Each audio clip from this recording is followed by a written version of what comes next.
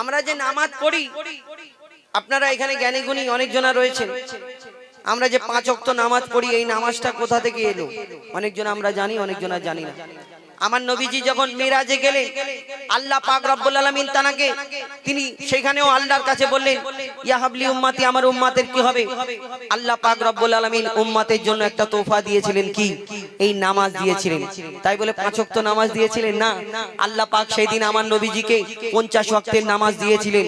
এই নামাজ ওইখানে আবার তিনি যখন আসছিলেন, অন্যান্য নবীগণ তানাকে বললেন, ইয়া রাসূলুল্লাহ, ইয়া হাবিবাল্লাহ, আপনার উম্মত 50 ওয়াক্ত নামাজ পড়তে পারবে না। আমার নবী আবার আল্লাহর কাছে গেলেন, যাওয়াতে 5 ওয়াক্ত কমলো, 45 ওয়াক্ত হলো, হয়েছিল।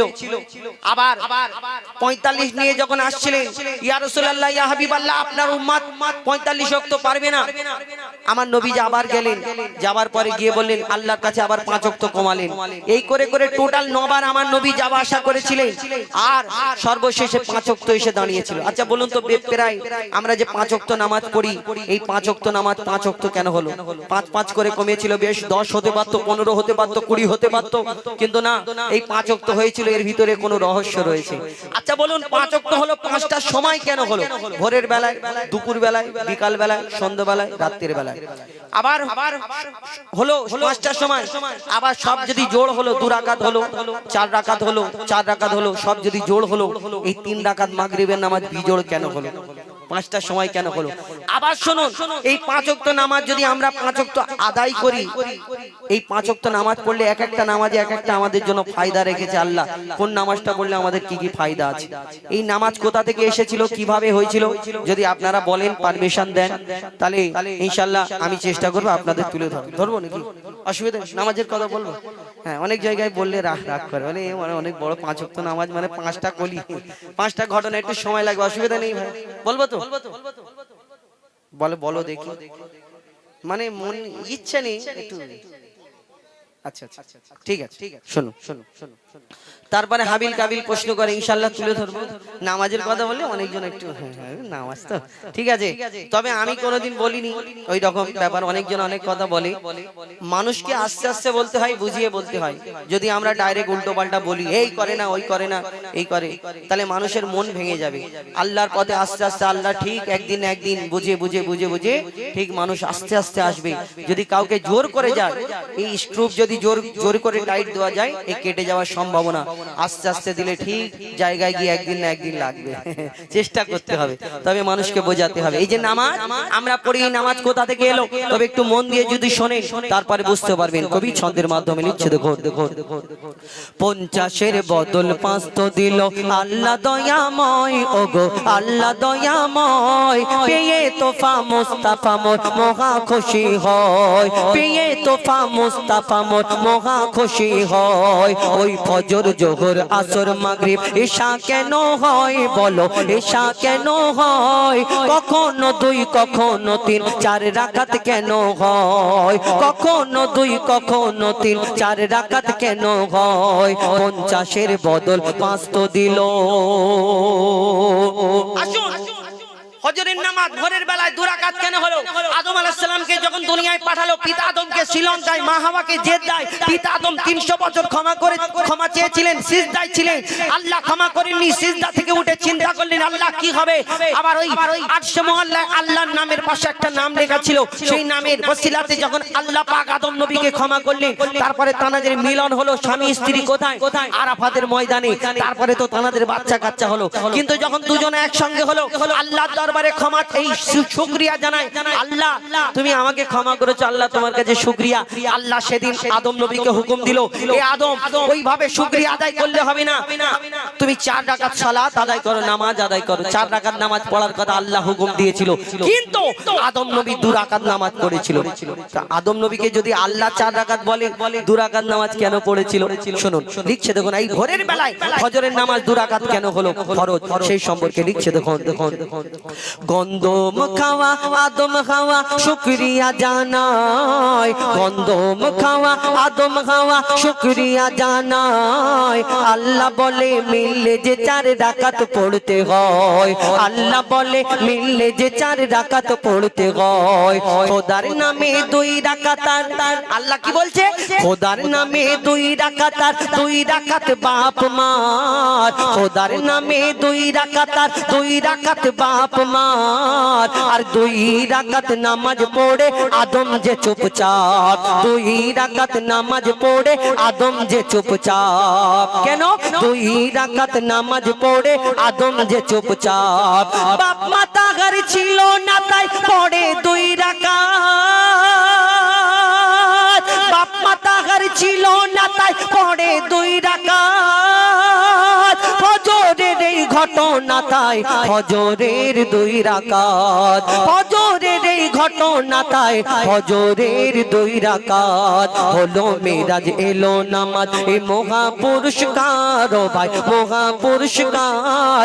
নামাজ বিনা জীবন বৃথা, নামাজ নেকির হার। 50-এর বদল 5 তো দিল। তারপরে আসুন এইবার জোহরের নামাজ দুপুর বেলায় কেন হলো, 4 রাকাত কেন হলো?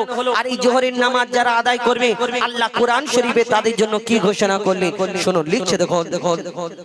নমরুদের আগুন হতে যখন ইব্রাহিম মুক্তি পায়, নমরুদের আগুন হতে যখন ইব্রাহিম মুক্তি পায়। আগুনে ফুল ফুটতে দেখে মাথা ঝুঁকে যায়। ইব্রাহিম নবীকে যখন আগুনে ফেললো, কম বেশি 8 মাইল আগুন লাগানো হয়েছিল। একটা চরকা সিস্টেম করে ওই ইব্রাহিম নবীকে আগুনে নিক্ষেপ করা হলো।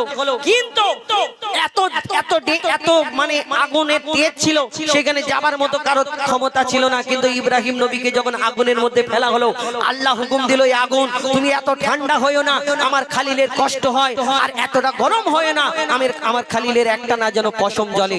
আগুন ঠান্ডা হয়ে গেল। আল্লাহর কাছে আল্লাহ ইব্রাহিম খালিলুল্লাহ শুকরিয়া আদায় করে। আল্লাহ সেদিন হুকুম দিল, এ আমার খালিল ওইভাবে শুকরিয়া আদায় করলে হবে না, 4 রাকাত নামাজ পড়ো। ওই দুপুর বেলায় জোহরের সময় ইব্রাহিম খালিলুল্লাহ সেদিন ওই 4 রাকাত নামাজ আদায় করেছিল। আর এই নামাজ পড়লে কি ফায়দা হবে? কবি ছন্দের মাধ্যমে লিখছে দেখো। নমরুদের আগুন হতে যখন ইব্রাহিম মুক্তি পায়, আগুনে ফুল ফুটতে দেখে মাথা ঝুঁকে যায়, নমরুদের মাথা ঝুঁকে যায়।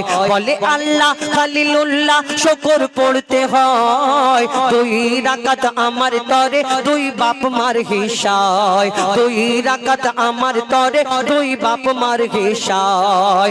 দুপুর বেলা খালিলুল্লাহ নামাজ পড়ে নেয়, দুপুর বেলা খালিলুল্লাহ নামাজ পড়ে নেয়। এর নাম যে জোহর পেল কদর কোরআনের পাড়ায়, এর নাম যে জোহর পেল কদর কোরআনের পাড়ায়। এই জোহর নামাজ আদায়কারী সে মোর প্রিয় হয়, ওগো সে মোর প্রিয় হয়। তার গায়ের পশম খোদার কসম দোজাক না জ্বালায়। 50-এর বদল 5 তো দিল। এবার আসো আসরের নামাজ 4 রাকাত বিকেল বেলায় কেন হলো? লিখছে দেখুন। 40 দিন মাছের পেটে ছিল ইউনুস নবী, আর মুক্তি দিয়ে বলে খোদা নামাজ পড়ে নেবে, ইউনুস নামাজ পড়ে নেবে।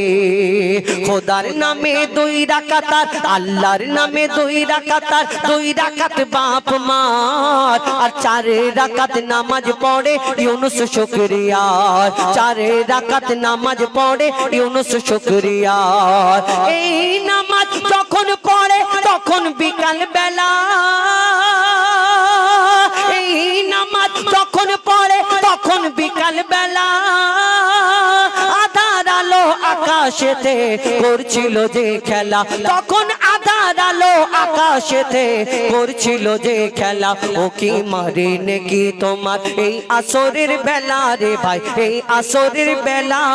আর তওবা করো নামাজ পড়ো জপো তাসবিহ মালা, 50-এর বদল 5 তো দিল। এবার আসুন মাগরিবের নামাজ বিজোড় কেন হলো, 3 রাকাত কেন হলো? হাদিসের মধ্যে মতভেদ রয়েছে। যেমন কোরআন শরীফে তাফসীরকারীদের মধ্যে মতভেদ রয়েছে। দেখবেন সূরা কাহাফে একটা ঘটনা আছে, আসহাবে কাহাফের এই তাফসীরকারীরা কোন জায়গায় লিখেছেন 6 জন, কোন জায়গায় কেউ লিখেছেন 7 জন, কিন্তু দুটোই আমরা চিন্তা ভাবনা করি যে ঠিক। কিন্তু ওই রকম হাদিসের মধ্যে মতভেদ রয়েছে। কোন একজন কোন একটা হাদিসের মধ্যে উল্লেখ করেছেন যে কোন একটা নবী নামাজ পড়তে পড়তে অসুস্থতার কারণে বসে পড়লেন, আর তিনি 3 রাকাত পরে দাঁড়াতে পারে না, তাই 3 রাকাত হয়েছিল। কিন্তু আমার কবিও কিছু হাদিস থেকে কিছু কিতাব থেকে সংগ্রহ করে লিখেছেন মাগরিবের নামাজ 3 রাকাত কেন হলো, বিজোড় কেন হলো, আর এই নামাজ পড়লে কি ফায়দা, কবি ছন্দের মাধ্যমে লিখছে। দেখো ইহুদিরা ঈসাকে যে খোদার ছেলে কয়, ইহুদিরা ঈসাকে যে খোদার ছেলে কয়, এই গীবত শুনে বলে ঈসা সত্যি কথা নয়, খোদা সত্যি কথা নয়। ঈসা নবী প্রচার করে বড় লা ইলাহা ইল্লাল্লাহ, ঈসা রুহুল্লাহ। এই দুনিয়ায় আল্লাহকে দেখা যায় না, আল্লাহ নিরাকার। আর সেই সময় ইহুদিরা, সেই সময় ঈসা নবীর জামানায় বেদিনরা বলতো যে ঈসা তুমি যে প্রচার করছো তোমার ঈশ্বর, তোমার গড, তোমার ভগবান, তোমার আল্লাহ যে বলো, এই দুনিয়ায় আমাদের সবাই দেখো ঈশ্বর ভগবান দেখা যায়, আকার আছে, কিন্তু তোমারটা দেখা যায় না। আর তুমি আলাদা, দুনিয়ায় সবাইয়ের বাবা আছে, তোমার বাবা নেই, তাহলে এটা কে? ঈশ্বরটা তোমার কেউ। তখন ঈসা আলাইহিস সালাম মনে দুঃখ পেয়ে কি করে, কবি ছন্দের মাধ্যমে লিখছে। দেখুন ইহুদিরা ঈসাকে যে খোদার ছেলে কয়, ইহুদিরা ঈসাকে যে খোদার ছেলে কয়, এই গীবত শুনে বলে ঈসা সত্যি কথা নয়, খোদা সত্যি কথা নয়। সে মনের দুঃখে বনে গিয়ে কাদা কাটা করে, আর 4 রাকাতের বদলে ঈসা 3 রাকাত নামাজ পড়ে, 4 রাকাতের বদলে ঈসা 3 রাকাত নামাজ পড়ে। খোদার নামে 2 রাকাত আর 1 রাকাতার মার, খোদার নামে 2 রাকাত আর 1 রাকাতার মার। আর বাপ ছিল না 3 হলো, তাই হলো না যে 4, তার বাপ ছিল না 3 হলো, তাই হলো না যে 4। এই নামাজ যখন পড়ে তখন যে মাগরিব, ও ভাই তখন যে মাগরিব, শোন রে এতিম বাপের স্নেহ দেবে এ মাগরিব, শোন রে এতিম বাপের স্নেহ দেবে এ মাগরিব। 50-এর বদল 5 তো দিল। এবার আসুন ঈশার নামাজ রাত্রে কেন হলো, ঈশার নামাজ পড়লে কি ফায়দা আছে, শেষ কথায় লিখছে। দেখো খোদা দোগি ফেরাউন দিচ্ছিল বড় জ্বালা, আর আল্লাহ বলে মুসা নবী দেশ ছেড়ে তুই পালা, ও মুসা দেশ ছেড়ে তুই পালা। মুসা নবী যাচ্ছে, সামনে থেকে নীল দরিয়া। এবার আল্লাহ কি হবে, আল্লাহকে বলে, আল্লাহ বলে মুসা তোমার হাতে যে লাঠিটা আছে তুমি সামনে ওই নীল দরিয়াতে রাখো, বাকি আমি আল্লাহ আমার কাজ আমি করব, বাকি তোমার কাজ তুমি করতে যাও। তারপর কি হয় লিখছে। দেখো খোদা দ্রোহী ফেরাউন দিচ্ছিল বড় জ্বালা, খোদা দ্রোহী ফেরাউন দিচ্ছিল বড় জ্বালা, আর আল্লাহ বলে মুসা নবী দেশ ছেড়ে তুই পালা, ও মুসা দেশ ছেড়ে তুই পালা। মুসা নীল দরিয়ায় আশা মারে দরিয়া হলো ফাঁক, মুসা নীল দরিয়ায় আশা মারে দরিয়া হলো ফাঁক, আর ওই পারেতে উঠলো মুসা ডোবে ফেরাউনের ঝাঁক, ওই পারেতে উঠলো মুসা ডোবে ফেরাউনের ঝাঁক। পারে যখন উঠলো মুসা তখন ছিল ঈশা, পারে যখন উঠলো মুসা তখন ছিল ঈশা, আর আশা তুলে মুসা পড়ে 4 রাকাতের ঈশা। সেদিন আশা তুলে মুসা পড়ে 4 রাকাতের ঈশা।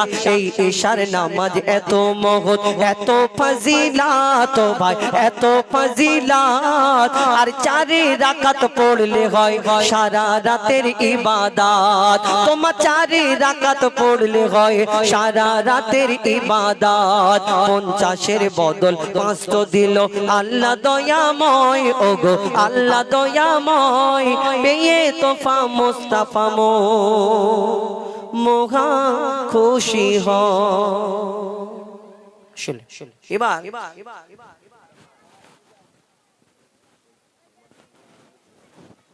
আবার সংবর্ধনা অর্ধেক হয়ে গেল অনুষ্ঠান।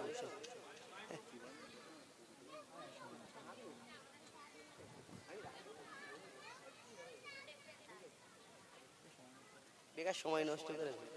হ্যাঁ হাবিল কাবিল বলবো তো, হাবিল কাবিলটা মূল গজল বললে তো আবার অনেক জনে চলে যাবে। হ্যাঁ হাবিল কাবিল প্রশ্ন করে হাওয়া আদমকে, তোমরা মোদের বাপ মা তোমাদের মা বাপকে। আমার অনেক গজল নিয়ে এনেছি, তবে যদি আপনারা এইভাবে মন দিয়ে শোনেন কিছু মূল্যবান গজল তুলে ধরবো, এবার আপনারা যেমন বলবেন সেইরূপ আপনাদের সম্মুখে তুলে ধরবো। তো এখন এরা একটা দুটো বলুক নাকি, কেন আমি সেই এসেই উঠে পড়েছি একটুখানি। তো আমি অনুরোধ করব একটু মন দিয়ে শুনবেন ধীর স্থির ভাবে, কেননা কি বললো তোলো না বলো তো ওই তো ঠিক আছে, শুক্রিয়া, ধন্যবাদ। তো দিতে ভুলে গেছি, আর সত্যি বলতে আমার আমি অনেকটা লেট করে ফেলেছিলাম ওই কারণে। তো যাই হোক, এখন আমাদের পরবর্তী শিল্পী এদের মুখ থেকে একটা একটা গজল শুনুন, তারপরে আমি উঠবো, পর পরে একটা না একদম পুরো শেষ করবো ইনশাল্লাহ।